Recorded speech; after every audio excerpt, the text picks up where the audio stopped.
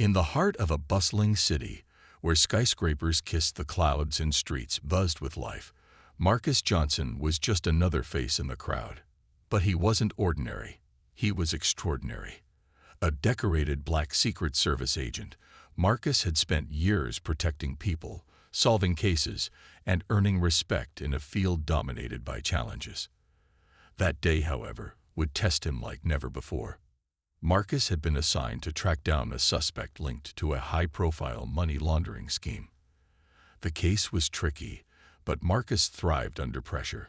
After hours of surveillance, he parked his unmarked car on a quiet street in an upscale neighborhood.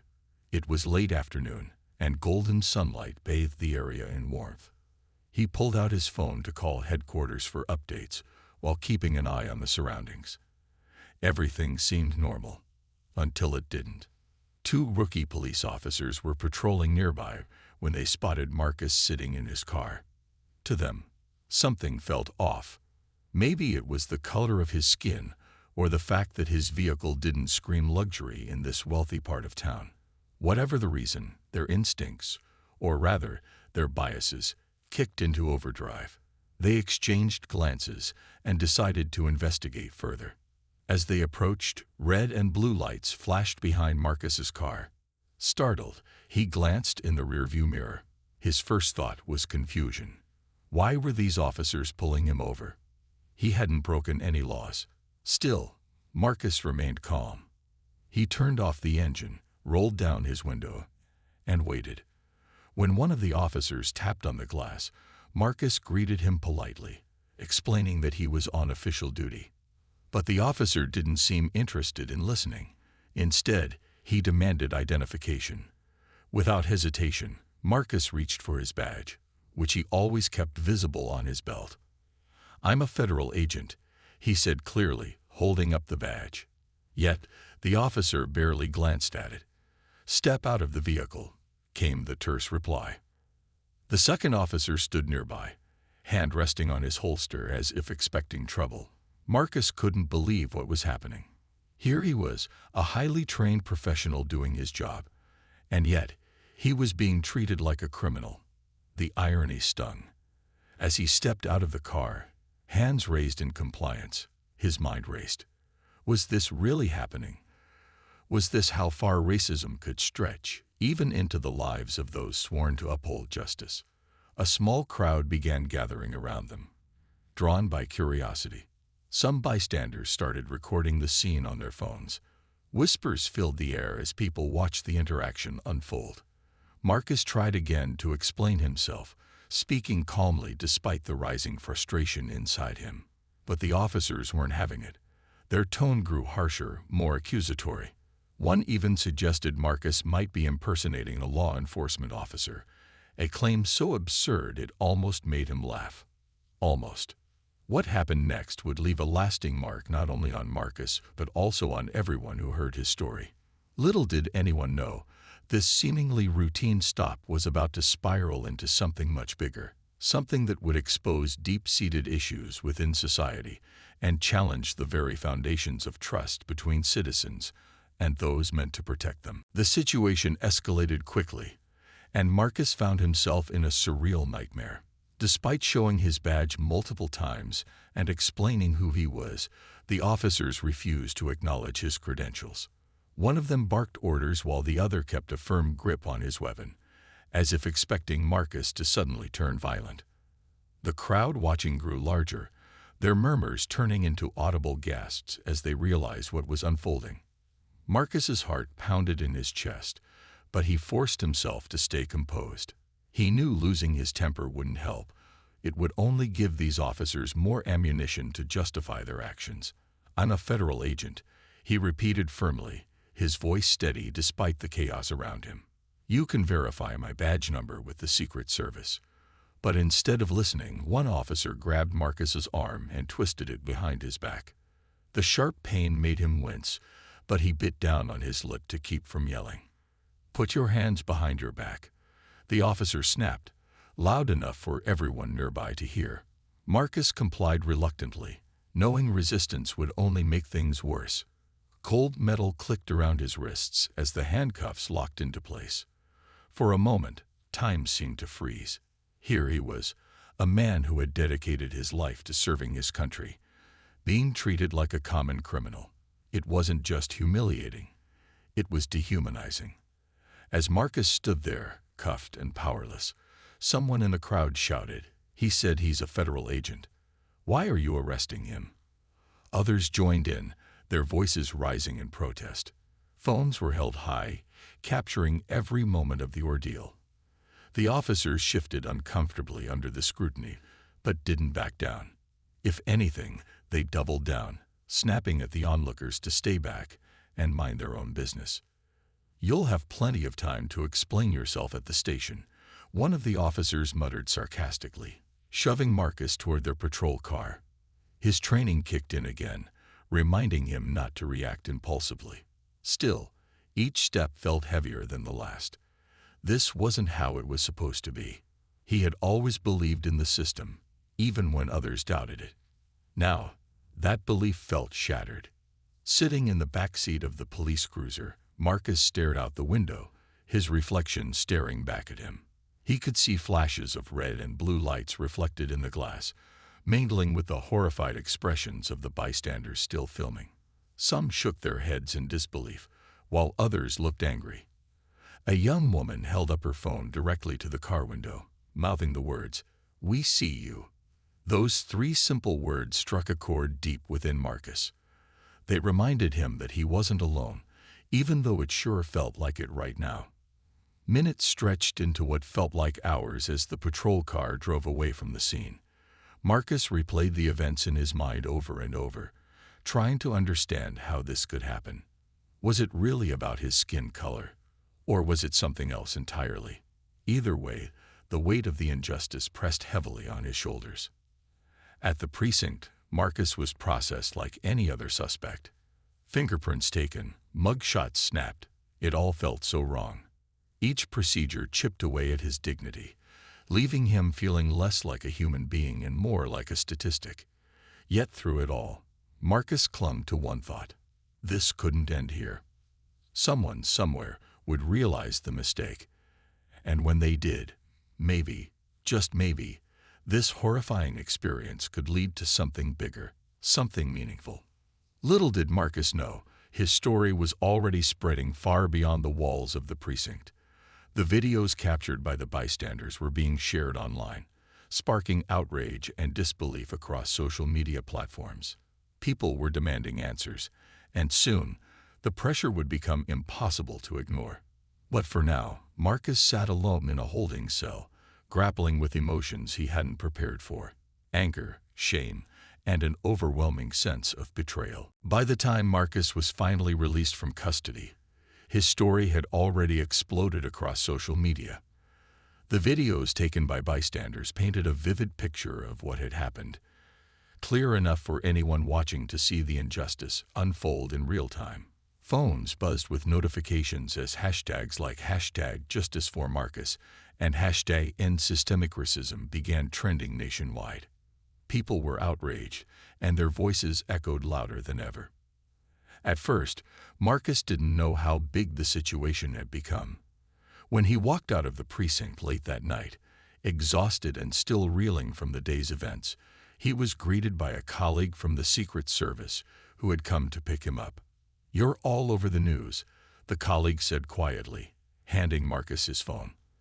On the screen was a video of the arrest, accompanied by thousands of comments calling for accountability. Marcus stared at it blankly, unsure whether to feel relieved or even more exposed. The next morning, the story dominated headlines. News outlets dissected every detail, replaying clips of the incident and interviewing witnesses who described the officer's behavior as aggressive and unwarranted. Social media influencers amplified the message, urging their followers to demand justice. Protesters gathered outside police stations, holding signs that read, "Black Lives Matter," and "No Justice, No Peace."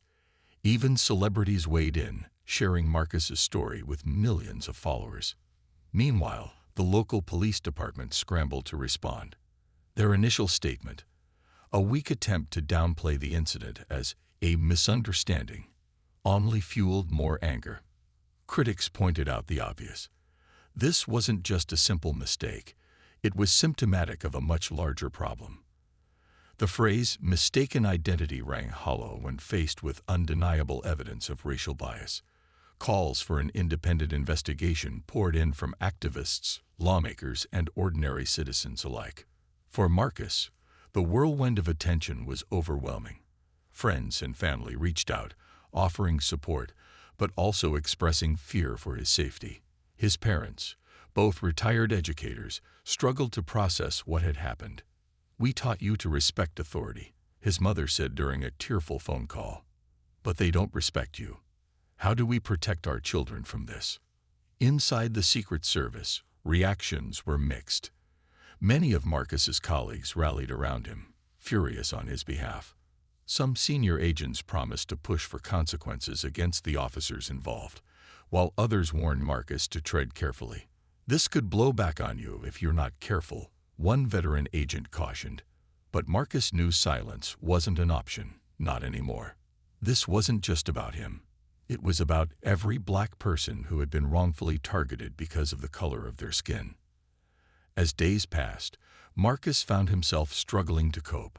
He couldn't sleep without replaying the arrest in his mind. Every knock on the door made him flinch, fearing retaliation. Yet amid the turmoil, something unexpected began to emerge. Hope. Strangers sent messages of encouragement, sharing their own stories of discrimination, and thanking Marcus for speaking out. Community leaders invited him to speak at rallies, eager to amplify his voice. For the first time since the arrest, Marcus felt a flicker of purpose amidst the pain. One evening, sitting alone in his apartment, Marcus opened his laptop and scrolled through the endless stream of posts about his case. There were angry rants, heartfelt tributes, and calls to action, all centered around him. It was surreal. He thought about the officers who had treated him like a criminal, oblivious to the storm they had unleashed. And then he thought about the countless others who had suffered similar indignities in silence. That night, Marcus made a decision. He wouldn't let this moment pass without meaning. If his story could shine a light on systemic racism, if it could spark change, even in some small way, then maybe, just maybe, the nightmare would count for something. As daunting as the road ahead seemed, Marcus resolved to face it head-on. After all, he had spent his entire career protecting others. Now it was time to fight for himself, and for everyone else who deserved better. The Department of Justice wasted no time launching a formal investigation into the incident. With public pressure mounting and protests spreading to multiple cities, federal authorities knew they couldn't afford to ignore the outcry. Investigators combed through every piece of evidence: body cam footage, witness statements, even the social media posts that had gone viral. What they uncovered painted an unsettling picture of prejudice and misconduct. For Marcus, the investigation process was both grueling and surreal. He spent hours recounting the events in painstaking detail, answering questions from lawyers, investigators, and internal affairs officers. Each retelling brought back the humiliation and frustration he'd felt during the arrest. At times, it felt like reliving the trauma all over again. But Marcus pushed through, determined to ensure the truth came to light. Meanwhile, the two officers at the center of the controversy dug in their heels. During their interviews with investigators, they defended their actions, insisting they had followed protocol. One officer claimed he hadn't been able to verify Marcus's badge because it didn't look official. Another argued that Marcus's demeanor had seemed suspicious, though when pressed, he couldn't articulate why. Their answers only deepened suspicions about implicit bias driving their decisions. As the probe continued, damning details emerged. Body cam footage revealed moments where the officers ignored clear indications of Marcus's identity. In one clip, Marcus could be heard calmly explaining his role as a federal agent while holding up his badge. Yet the officers dismissed him outright, refusing to call headquarters for verification, a standard procedure in such cases. The video also showed bystanders pleading with the officers to listen, their voices rising in frustration as the situation spiraled out of control. Public reaction to the leaked footage was explosive. Outrage spread like wildfire, with critics accusing the officers of blatant racism. Protesters took to the streets once again, demanding accountability not just for Marcus but for countless others who had faced similar injustices. Social media became a battleground of opinions, with hashtags like #BelieveBlackAgents trending alongside calls for widespread police reform. Amid the chaos, Marcus found himself grappling with conflicting emotions. On one hand, he felt vindicated knowing the world could now see what had happened to him. On the other hand, he wrestled with anger and sadness, wondering how anyone could watch the videos and still question his innocence. It was exhausting carrying the weight of so many expectations, especially when he simply wanted to move on with his life. One day, after another draining round of interviews, Marcus met with Evelyn Carter, his mentor and former director of the Secret Service. Over coffee, she listened intently as he poured out his frustrations. When he finished, Evelyn leaned forward, her expression serious yet compassionate. "Marcus," she said firmly, "this is bigger than you now.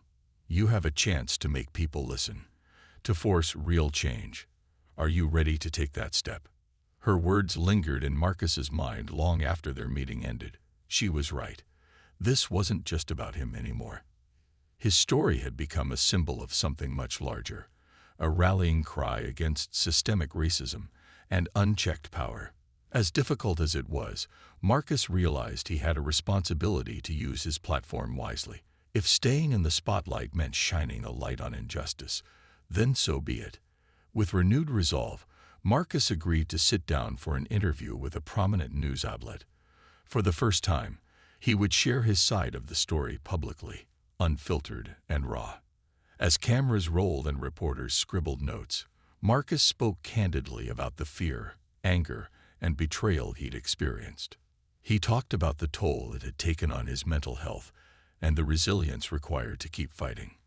Most importantly, he called for accountability, not just for the officers involved, but for the system that allowed such behavior to persist. By the time the interview aired, millions tuned in to hear Marcus's powerful testimony.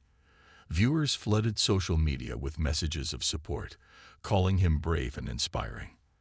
Lawmakers referenced his case during debates on policing reform, using it as proof of the urgent need for change.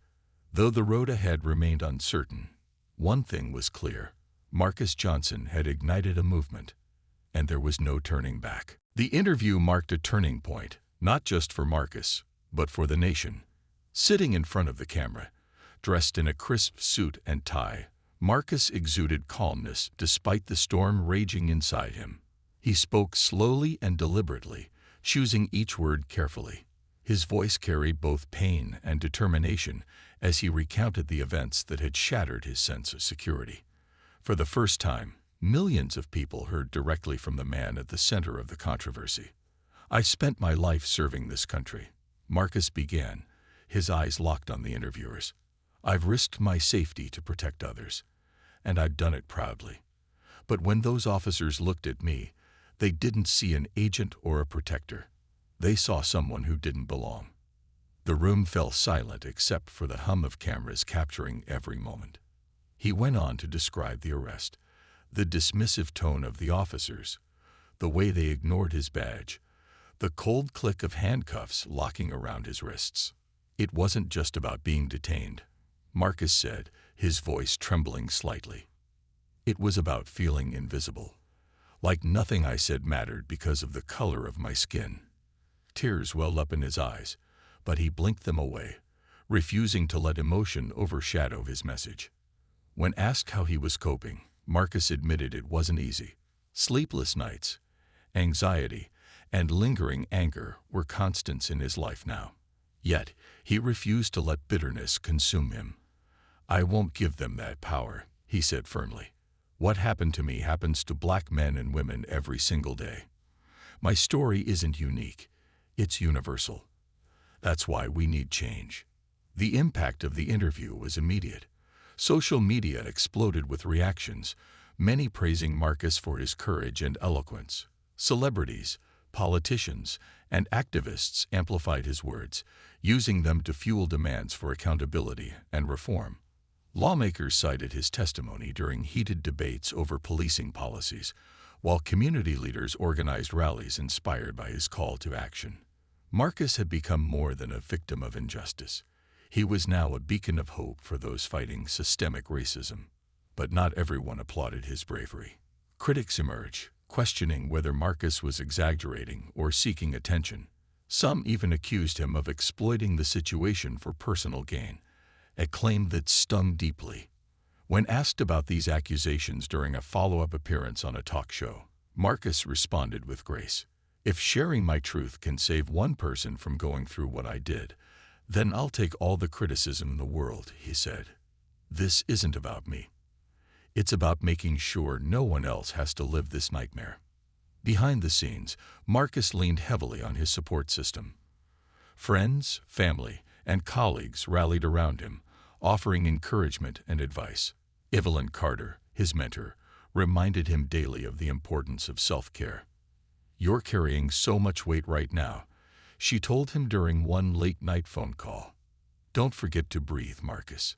Healing takes time." Inspired by the outpouring of support, Marcus decided to channel his energy into something meaningful. He partnered with civil rights organizations to host town hall meetings, where communities could share their experiences with law enforcement and brainstorm solutions. These gatherings were raw and emotional, filled with stories of profiling, harassment, and fear. Listening to others validated Marcus's decision to speak out. He wasn't alone, and neither were they. As weeks turned into months, Marcus noticed subtle shifts in public discourse. Conversations about racial bias in policing grew louder and more urgent.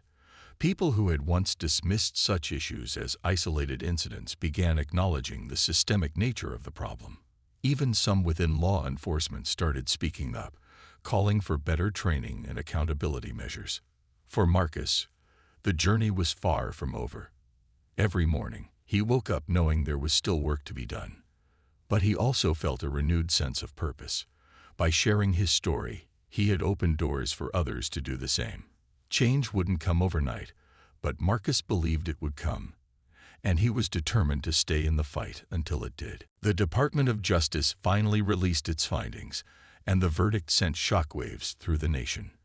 The report was scathing, detailing how the two officers had acted out of bias rather than adherence to protocol. It highlighted their failure to verify Marcus's credentials, their dismissive attitude toward his explanations, and their refusal to de-escalate the situation despite clear evidence of his identity. In short, the DOJ concluded that the officers had engaged in misconduct rooted in racial profiling. Both officers were fired immediately, their careers crumbling under the weight of the investigation. But justice didn't stop there. Federal charges were filed against them for violating Marcus's civil rights, a rare move that signaled the seriousness of the case. The news spread quickly, sparking a mix of relief and frustration among the public. While many celebrated the accountability, others felt the punishment was too lenient given the gravity of the offense. After all, losing a job and facing minor legal consequences seemed insignificant compared to the trauma inflicted on Marcus and countless others like him. Marcus himself struggled with mixed emotions. On one hand, he felt vindicated knowing the system had acknowledged the injustice. On the other hand, he couldn't shake the feeling that this outcome barely scratched the surface of the larger issue. "This isn't just about two bad apples," he said during a press conference following the DOJ announcement. "It's about a tree that needs pruning at its roots." His words resonated deeply, reigniting calls for comprehensive police reform. In response to the growing pressure, lawmakers began drafting legislation aimed at addressing systemic racism within law enforcement. Bills focused on mandatory anti-bias training, stricter accountability measures, and increased transparency in policing practices gained traction in Congress. Activists credited Marcus's courage for pushing these initiatives forward, but he remained humble. "I didn't do this alone," he often reminded people. "This is the work of communities coming together to demand better." Despite the progress, Marcus knew the fight wasn't over. He continued using his platform to advocate for change, speaking at rallies, testifying before legislative committees, and collaborating with grassroots organizations. One of his most impactful efforts involved mentoring young Black agents entering law enforcement. Many looked up to him as proof that resilience could coexist with vulnerability. During workshops, he shared not only his story but also practical advice on navigating spaces where they might face discrimination. "You belong here," he told them repeatedly. "Never let anyone make you doubt that." His activism extended beyond speeches and mentorship.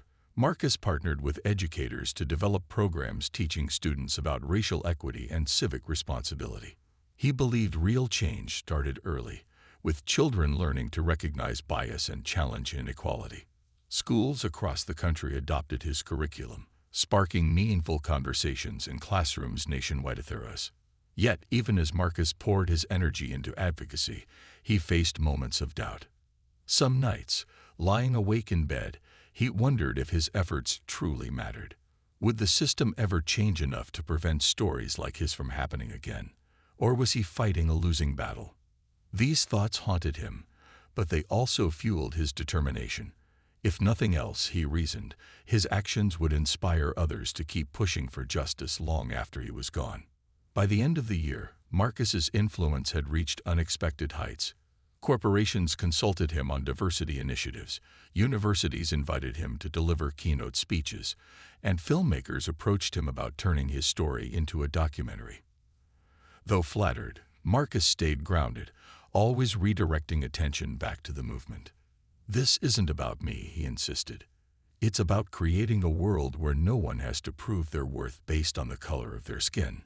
As 2023 drew to a close, Marcus stood on stage at a national summit on racial justice, looking out at a sea of hopeful faces. Behind him, a screen displayed the hashtag Justice for Marcus, a reminder of how far they'd come since that fateful day. Taking a deep breath, he addressed the crowd. "We've made strides, but our work is far from finished. Let's keep going, not just for ourselves, but for future generations."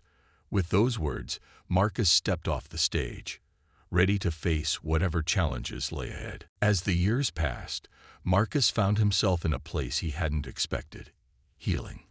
The scars from that day would always remain, a faint tremor in his voice when speaking about the arrest or the occasional sleepless night.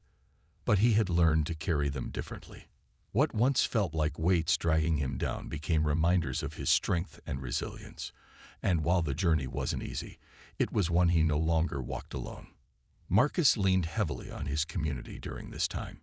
Friends who had stood by him through every twist and turn invited him to family dinners, game nights, and quiet evenings where no one asked him to talk about the incident. His parents, though still shaken by what had happened, reminded him daily of their pride in the man he'd become. "You've turned pain into purpose," his mother often said, tears glistening in her eyes. These moments of connection grounded him, pulling him back from the brink whenever the weight of activism threatened to overwhelm him. Professionally, Marcus faced a crossroads. The Secret Service offered him a promotion, an opportunity to move up the ranks, and continue serving his country in a leadership role. It was tempting. After all, he loved the work and believed deeply in its mission. But something inside him hesitated. He realized that as much as he valued his career, his heart now belonged to advocacy. Turning down the promotion was one of the hardest decisions he ever made, but it felt right. Instead, he chose to focus full-time on mentoring young Black agents and working with organizations dedicated to reforming law enforcement. Through mentorship, Marcus discovered a new kind of fulfillment. There was nothing quite like seeing a young agent light up after realizing they weren't alone in facing discrimination. He shared not only his struggles but also strategies for navigating hostile environments without losing themselves in the process. "Your identity is your power," he told them repeatedly. "Don't let anyone take that away from you." Many of these mentees went on to excel in their careers, crediting Marcus with helping them find their footing. Therapy played a crucial role in Marcus's personal growth as well. At first, he resisted the idea, believing he should be strong enough to handle everything on his own. But Evelyn Carter, his steadfast mentor, gently pushed him to try it. "Healing isn't weakness, Marcus," she said. "It's survival." In therapy, Marcus confronted the anger, fear, and shame he buried deep inside. Slowly, he began to forgive, not because the officers deserved forgiveness, but because holding on to bitterness was poisoning him. Letting go didn't mean forgetting. It meant reclaiming control over his life. One of the most transformative experiences came when Marcus reconnected with some of the bystanders who had filmed his arrest. They reached out to thank him for inspiring them to get involved in activism. Over coffee, they shared stories of how his courage had motivated them to speak up against injustice in their own communities. Hearing their accounts filled Marcus with a profound sense of gratitude. He realized his story had rippled outward in ways he could never have imagined, touching lives far beyond his own. By 2025, Marcus decided it was time to share his journey more broadly. He began writing a memoir titled Standing My Ground, detailing everything from the arrest to his ongoing fight for justice. Writing forced him to confront painful memories again, but it also allowed him to reflect on how far he'd come. Each chapter became a testament to resilience, hope, and the enduring power of community. When the book published, it quickly climbed bestseller lists, resonating with readers across the globe. The success of the memoir brought unexpected opportunities. Marcus traveled the world, speaking at conferences and universities about systemic racism and the importance of allyship. Audiences hung on his every word, moved by his authenticity and passion. Yet despite the accolades, Marcus remained humble. "I'm just one person," he often said. "Real change happens when we all stand together." Looking back, Marcus knew the road had been long and difficult, but he also knew he wouldn't trade the lessons he'd learned along the way. From pain came purpose, from isolation came connection, and from injustice came a movement. As he closed another chapter of his life, Marcus felt ready, not just to face whatever lay ahead, but to continue shaping a better future for generations to come. Years later, Marcus Johnson's name had become synonymous with resilience and change. His memoir, Standing My Ground, wasn't just a book, it was a movement. It inspired countless readers to confront uncomfortable truths about racism and inequality, while empowering them to take action in their own lives. Schools included it in their curricula, community groups discussed it in book clubs, and activists cited it as a blueprint for fighting systemic injustice. For Marcus, seeing his story spark meaningful conversations made every sleepless night worth it.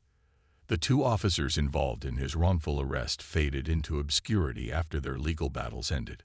One struggled to find steady employment, his reputation irreparably tarnished. The other left law enforcement altogether, retreating from public life.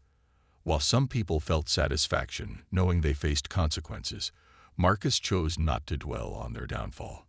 Instead, he focused on the bigger picture, dismantling the systems that allowed such biases to flourish in the first place. Marcus's advocacy work reached new heights as he partnered with lawmakers to craft policies aimed at reforming policing practices nationwide. One of his proudest achievements was helping pass the Accountability and Equity Act, a landmark bill requiring independent oversight of police departments and mandating anti-bias training for all officers. When the president signed the bill into law, Marcus stood beside him at the ceremony, a moment that brought tears to the eyes of everyone who had supported him along the way.